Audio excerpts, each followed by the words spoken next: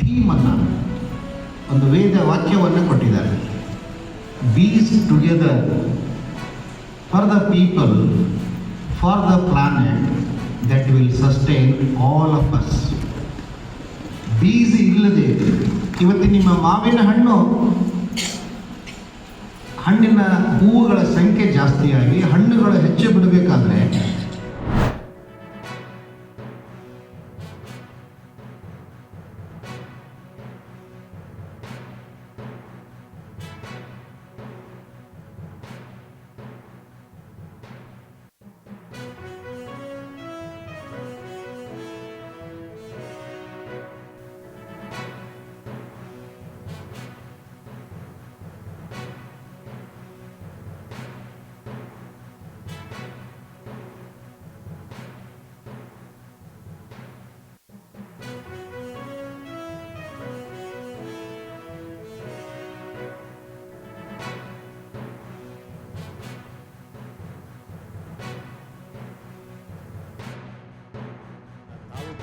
ಸರ್ಕಾರ ಮಾಡೋದಂದೆಲ್ಲ ಎಲ್ಲರೂ ಕೂಡ ಬದಲಾಗಬೇಕು. ಯಾಕಪ್ಪ ಅಂದರೆ ಈಗ ಪಕ್ಕದ ಮನೆಯವರು ಪ್ರೈವೇಟ್ ಸ್ಕೂಲ್ ಸೇರಿಸಿದ್ರು, ಬಗಲ ಮನೆಯವರು ಪ್ರೈವೇಟ್ ಸ್ಕೂಲ್ ಸೇರಿಸಿದ್ರು, ಅದು ಅಂತಲ್ಲ. ನೀವು ಏನು ಮಾಡಿದರೂ ಕೂಡ ಇಲ್ಲಿ ಒಂದು ಮಗುಗೆ ಸರ್ಕಾರ ಕನಿಷ್ಠ ಪಕ್ಷ 50,000 ರೂಪಾಯಿ ವರ್ಷಕ್ಕೆ ಖರ್ಚು ಮಾಡುತ್ತೆ. ಯಾಕೆ?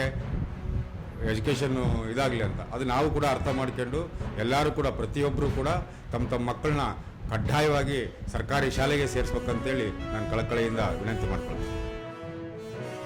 50% ಖಾಸಗಿ ಶಾಲೆಗಳವರು ನಮ್ಮ ಈಗ ಪೇಮೆಂಟ್ ಮಾಡಿ ಪುಸ್ತಕ ತಗೊಂಡೋಗಿದ್ದಾರೆ.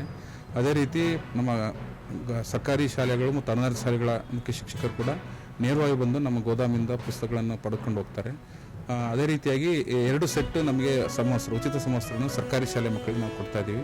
ಅದು ಕೂಡ ಈಗಾಗಲೇ ನಮಗೆ ಸರಬರಾಜಾಗಿದೆ. ಅದನ್ನು ಕೂಡ ವಿತರಣೆ ನಾವು ಪ್ರಾರಂಭ ಮಾಡಿದ್ದೀವಿ. ಒಟ್ಟಾರೆಯಾಗಿ ಶಾಲೆ ಪ್ರಾರಂಭಕ್ಕಿಂತ ಮೊದಲು ಎಲ್ಲ ಪಠ್ಯಪುಸ್ತಕ ಮತ್ತು ಸಮವಸ್ತ್ರಗಳನ್ನು ಎಲ್ಲ ಶಾಲೆಗಳಿಗೂ ನಾವು ಪೂರೈಕೆ ಮಾಡೋಕ್ಕೆ ನಾವು ಆಗಲೇ ಯೋಜನೆ ತಯಾರಿಸ್ಕೊಂಡಿದ್ದೀವಿ. ಈಗ ನಮ್ಮ ಜಿಲ್ಲೆಯಲ್ಲಿರ್ತಕ್ಕಂಥ ಮಕ್ಕಳು 2,76,530 ಮಕ್ಕಳು ಈ ಸರಿ ಇದ್ದಾರೆ. ಈಗ ನಾವು ಸರ್ಕಾರಿ ಶಾಲೆ ಮತ್ತು ಏಡೆಡ್ ಶಾಲೆಗಳಿಗೆ ಕೊಡ್ತಾ ಇದ್ದೀವಿ ಉಚಿತವಾಗಿ. ಇನ್ನು ಪ್ರೈವೇಟ್ ಶಾಲೆಯವರು ಅವರು ಸೇಲ್ ಮುಖಾಂತರ ತಗೊತಾ ಇದ್ದಾರೆ. ಈಗ 1,20,000 ಮಕ್ಕಳು ನಮ್ಮ ಸರ್ಕಾರಿ ಶಾಲೆ ಮಕ್ಕಳಿಗೆ ಈಗ ಪಠ್ಯಪುಸ್ತಕ ಹೋಗ್ತಾ ಇದೆ. ಅವು ವಿತರಿಸ್ತಾ ಇದ್ದಾರೆ ಸರ್. ಈಗ 50% ಎಲ್ಲ ಬ್ಲಾಕ್ ವೈಸ್ ವಿತರಣೆ ಮಾಡಿದ್ದಾರೆ. ಪಠ್ಯಪುಸ್ತಕನೂ ಇದು ಸಮವಸ್ತ್ರನೂ ಬಂದಿದೆ. ಈಗ ಸಮವಸ್ತ್ರನೂ ವಿತರಣೆ ಮಾಡ್ತಾ ಇದ್ದಾರೆ.